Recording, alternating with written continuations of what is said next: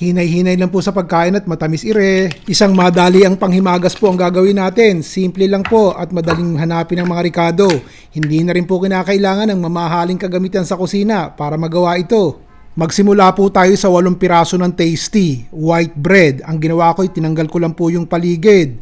At yung 8 piraso para malinis pong tignan, pero hindi ko po itatapon yung mga pinagputulan at may gagawin tayo mamaya. Ito muna po ang harapin natin. Ito pong 3 itlog batihin po natin ng maayos. Yan muna. Pagkatapos po sa isang kaserola tunawin po natin itong isang bloke ng mantikilya o butter, pero kalahati lang po ang ginamit ko. 4 na kutsara po yun. Ngayon maglagay po tayo ng gatas evaporada. Maglagay din po tayo ng isang maliit na lata ng all-purpose cream.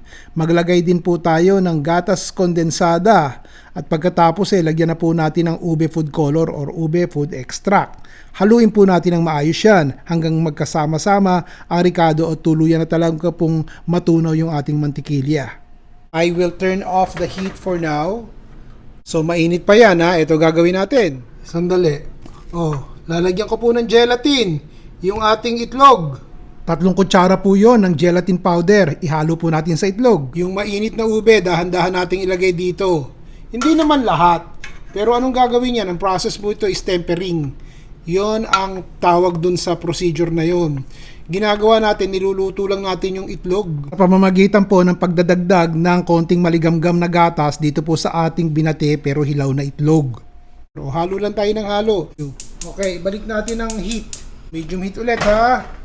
Pagkatapos, dahan-dahan nating ilagay ating itong itlog. At saka yung ating gelatin. Halo lang ng halo. Dahan-dahan lang po, wag isang barandal ang paglalagay nitong ating mga ricado. Halo lang kayo ng halo hanggang maging smooth at matunaw na. Sabi ko'y madalian, so gumamit na lang po tayo ng dibote na ube halaya. Ayos na rin po yan. Coat ko lang po ng cooking spray itong paligid ng ating cake pan para pag nilagay natin yung ating matamis, hindi siya manikit. Isa lang ang papakita ko sa inyo ha. Ipapalaman ko lang naman yung ube dun sa ating tinapay. Ganyan. Kalahating bote po ang nagamit ko nung ating ubing halaya para mailagay na palaman din niya. Ilagay na po natin din sa ating cake pan.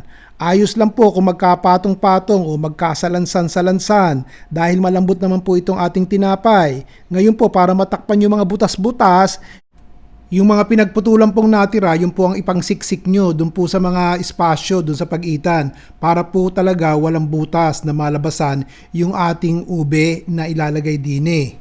Paalala lang po medyo may katamisan na to kasi po yung maglalagay tayo ng kalahating bote ng makapuno. Alam nyo matamis po yan. Yan pa lang ang ilalagay natin sa unang layer nitong ating pandi-ubi cake na ginagawa. Pagkatapos po, tsaka natin ibuhos itong kalahati ng ating ubi cream na ginawa. Hindi po lalagos yan sa ilalim dahil po natakpan natin, di po ba? Pagkatapos po, hayaan yung lumagos yung ubi cream hanggang ilalim. Tusok-tusukin niyo po ng konti. Parang yung kakain naman, humiwa ng isang slice, matikman yung ube hanggang sa ilalim. Ganun. Tapos, ilagay natin, itaob natin. Yan. Ganyan po ba kayong magluto ng pandi-ube? Makapuno. Tapos, lagyan pa po ulit natin para makover sila lahat. Hanggang sa mawala na yung puti, yung white bread.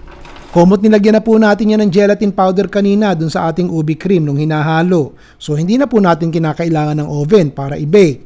Lagyan nyo po ng konting natirang makapuno yung ibabaw para ang kakain ay malaman na yung ubi cake na kakainin nila meron pong halong makapuno. Ang gagawin po lang natin ay ilalagay natin sa refrigerator para po tumigas ng konti at paghiwa ay maging maayos. Ito na po yun. Ito po, wala nang oven na kailangan, wala ring pasingawan na kailangan. Mga lumang tinapay na pinagsama-sama. Ang tawag ko po dito ay pandi-ube na may makapuno. Kayang-kaya niyong gawin. Nandiyan pa kayo? Tapos na!